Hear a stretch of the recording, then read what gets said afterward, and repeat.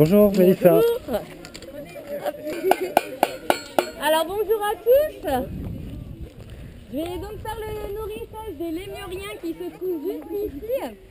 Alors c'est assez différent des gibbons que vous venez juste de voir parce que ce ne sont pas des singes, donc ce sont des primates, mais ils sont très différents donc des gibbons qu'il y a derrière. Est-ce que vous voyez la différence entre les singes et les lémuriens?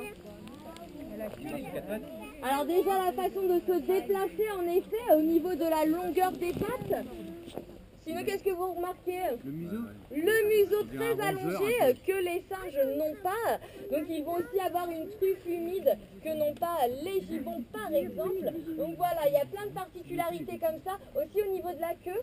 Vous avez vu, les gibbons sont des grands singes, alors que les lémuriens, eux, ont une grande queue à l'arrière que les grands singes ne vont pas avoir. Alors vous avez ici trois espèces différentes de lémuriens. Donc les makikata, donc très reconnaissables avec cette longue queue annulée, donc de couleur grise et blanche.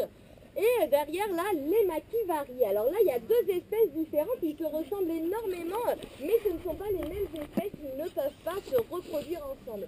Donc là, ce sont les makivari roux et juste derrière, le makivari noir et blanc. Alors, est-ce que quelqu'un sait d'où ils viennent ces animaux ? Madagascar. Alors vous savez, Madagascar c'est la grande île à côté de l'Afrique et du coup il n'existe que là-bas. Donc on va dire que ce sont des espèces endémiques de l'île de Madagascar. Ils ne se trouvent que dans cet endroit. Alors est-ce que vous savez comment ils sont arrivés là-bas? À Madagascar. En bateau, bah ouais, c'est exactement ça, ils sont arrivés en bateau. Alors c'est pas eux vraiment qui sont arrivés en bateau, ce sont les premiers primates qui existaient en Afrique, qui ont dérivé sur des radeaux de débris végétaux. Et du coup, ils se sont retrouvés coincés sur l'île de Madagascar et ils ont évolué là-bas pour donner au final les lémuriens. Alors, ce sont trois espèces différentes du coup qui ne vont pas vivre dans le même habitat. Alors du coup, les katas vont vivre dans les forêts donc sèches qui se trouvent dans le sud-ouest de l'île. Donc il va y avoir des végétaux très différents. Des makivari qui eux vont vivre dans des forêts tropicales dans le nord et l'est de l'île. Donc du coup, ce sont des espèces qui vont partager des territoires très variés et très différents. Alors du coup, ils ne vont pas manger la même chose dans le milieu naturel. Les varis sont frugivores essentiellement, donc ils ne mangent que des fruits, alors que les katas sont opportunistes. Donc opportunistes, ça veut dire qu'ils vont manger ce qui se présente à eux lorsque c'est par exemple la saison sèche. Donc durant cette saison, ils mangeront par exemple des plantes sèches, des plantes grasses ou bien des cactus. Alors comme les gibbons tout à l'heure, il ne faut surtout pas donc leur donner à manger ou bien les toucher parce qu'ils ont un régime alimentaire très strict. Vous allez voir, je vais leur donner à manger et du coup ne pas les toucher parce que ça reste des animaux sauvages qui peuvent potentiellement mordre et transmettre des maladies. Alors vous allez voir, je vais disposer la nourriture en hauteur pour qu'ils puissent sauter. Hop, alors ici vous avez Papy, le plus ancien, il a 27 ans, donc il est très âgé, donc c'est pour ça qu'il est moins rapide que les autres, donc je vais lui donner la nourriture juste là. Alors aujourd'hui on a des carottes, des pommes et des croquettes. Alors ce sont des croquettes frugivores. Est-ce que quelqu'un sait ce que ça veut dire frugivore? Alors pas des fruits, je dis frugivore, pardon, folivore. Des feuilles, voilà. Alors ce sont des croquettes spéciales pour les animaux qui mangent des feuilles. Alors on va disperser un petit peu. Hop. Alors j'essaye de bien disperser la nourriture pour que tout le monde puisse manger à sa faim. Alors vous allez remarquer, il y en a qui se trouvent sur le côté. Donc ce sont les mâles. Chez les makikata, vous allez voir, chez les makikata, les femelles sont dominantes. Donc c'est elles qui décident si les mâles ont droit de manger ce qu'ils ont droit de faire et elles peuvent avoir un comportement assez brusque avec les mâles. Donc c'est pour ça que j'essaye de disperser la nourriture pour qu'ils ne les embêtent pas trop et qu'ils les laissent manger tranquillement. Alors c'est pas facile d'être un mâle quand on est un makikata, il faut bien s'en rendre compte. Alors chez les varis, on n'a pas ce conflit-là parce que ce sont que des mâles. Donc du coup, il n'y a pas de dominance entre eux, ils se laissent tranquilles et donc vont cohabiter tous ensemble. leur donner un petit peu par là-bas. Je ne sais pas si vous avez remarqué, on a eu des naissances. On a eu des naissances de Makikata.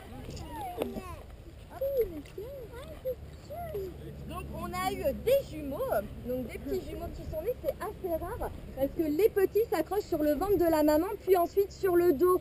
Donc forcément quand on est des jumeaux c'est moins facile à deux de s'accrocher et en général il y en a un des deux qui va mourir. Alors nous on a eu énormément de chance, les deux ont survécu et donc on a des petits jumeaux kata qui sont nés cette année au mois de mars. Alors on a deux petits qui sont nés également à peu près à la même époque, donc fin mars. Donc cette année nous avons eu 4 petits Makikata. Et madame, Ouais. nous il y a un copine, il y a un copain de mon papa, la femme de mon papa, elle habite à Madagascar et du coup quand elle était venue elle avait parlé aux lémuriens et les lémuriens ils venaient tout près d'elle. Bah ouais, alors vous avez vu, ils communiquent aussi les lémuriens. Donc tout à l'heure les Makivari ont marqué leur territoire. Alors il n'y a rien de méchant là-dedans, c'est vraiment pour dire ici c'est ma maison. C'est chez moi, vous n'avez rien à faire ici. Donc c'est vraiment du marquage de territoire comme un chien pourrait le faire en faisant pipi sur les voitures. Alors qu'est-ce qu'ils ont de particulier ces Makivari? Les yeux rouges. Les yeux de... Ouais, orange surtout, mais qu'est-ce Et la grande queue. Ils ont une très grande queue derrière. Alors cette grande queue, elle a plusieurs utilités. À votre avis, ça peut servir à quoi? S'accrocher. Alors pas s'accrocher. Ici, les seuls primates qui peuvent s'accrocher avec leur queue, ce sont les singes hurleurs. Il n'y a pas une autre utilité? Alors, ça peut être une sorte d'attaque en effet. En fait, les mâles, vous regarderez le petit mâle là-bas, ils ont des petites glandes sur les poignets. Ils vont donc mettre leur queue au milieu du corps ici et ils vont frotter ses poignets. Ils vont y déposer des hormones qu'ils vont lancer à 3 mètres à la ronde grâce à cette grande queue. Donc du coup, c'est une sorte d'attaque. En effet, on peut le dire comme ça, ils vont s'attaquer aux autres mâles qui voudraient faire de la concurrence au niveau de la reproduction. Alors il y a une autre utilité, est-ce qu'on la voit de loin cette queue? Ouais, on la voit de super loin. Alors les Makikata sont des animaux qui vont passer beaucoup de temps au sol et du coup, pour pouvoir repérer leurs camarades lorsqu'ils se sont éloignés, ils repèrent cette longue queue et vont pouvoir rejoindre le groupe très facilement.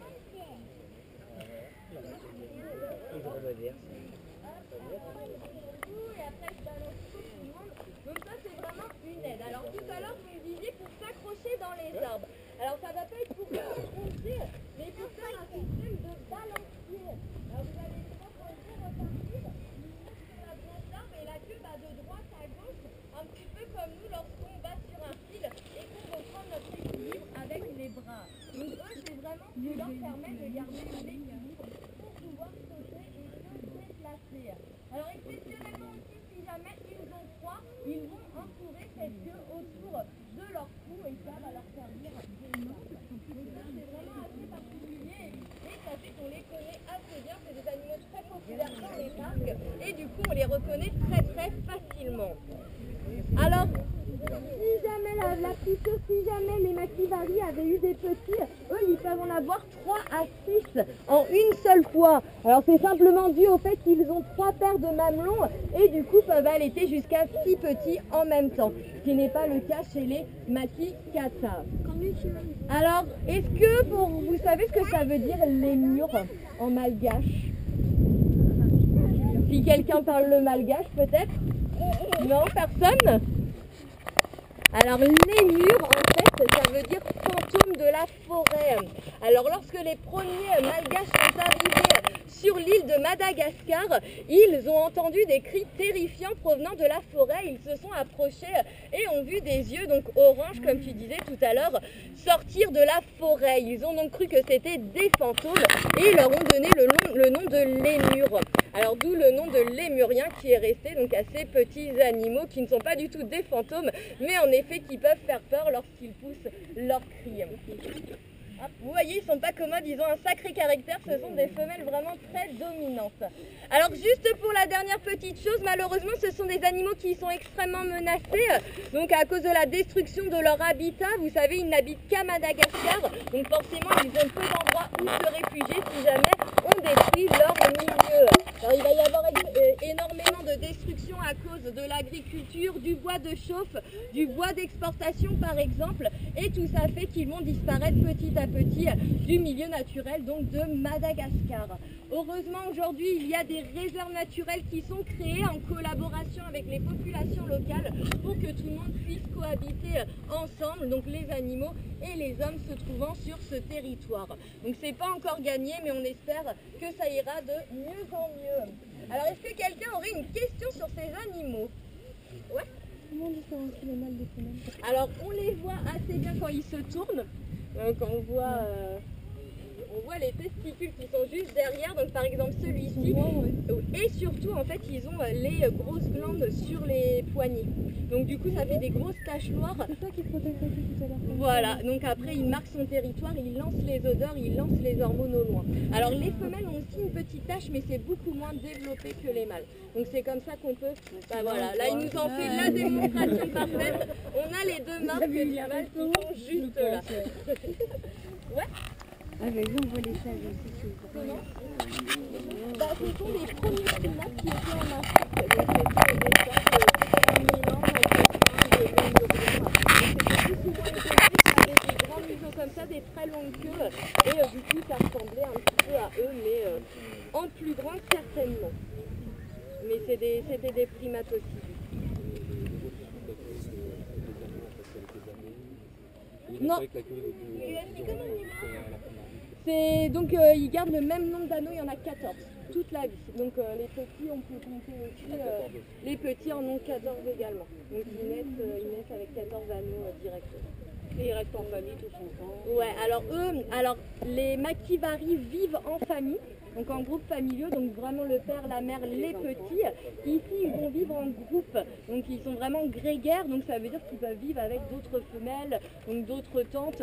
Donc c'est pas vraiment un groupe familial bien serré avec le père, la mère et les enfants. Là il y a vraiment plusieurs femelles et plusieurs mâles dans le même groupe. Voilà, plus une communauté.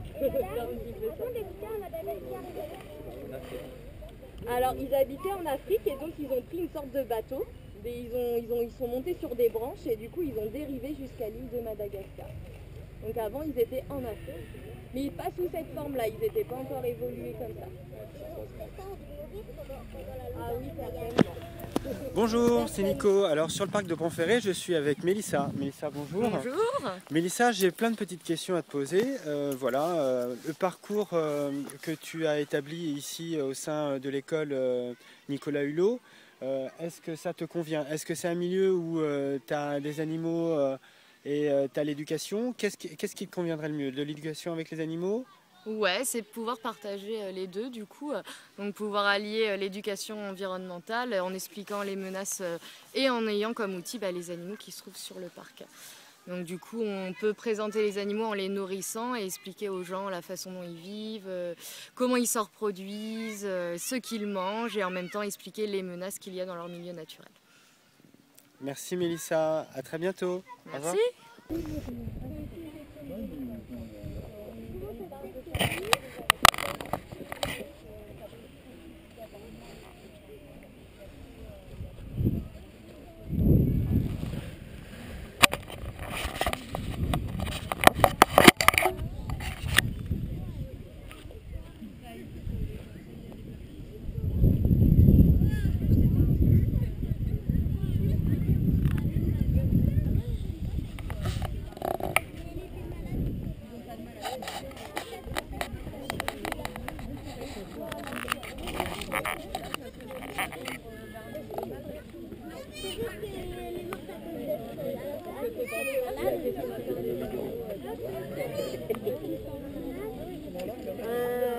Oui, mais je crois qu'ils sont partis. Allez.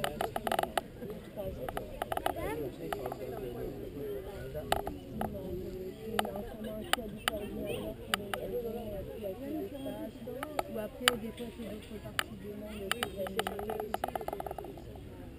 Ouais, mais ça, on aurait pu les mettre sur une île. Donc, après, c'est vraiment un choix du coordinateur. Donc, il y a certains animaux qui nous appartiennent pas, par exemple, sur les parcs. Lesquels qui défendent, donc je pense qu'ils avaient un parc.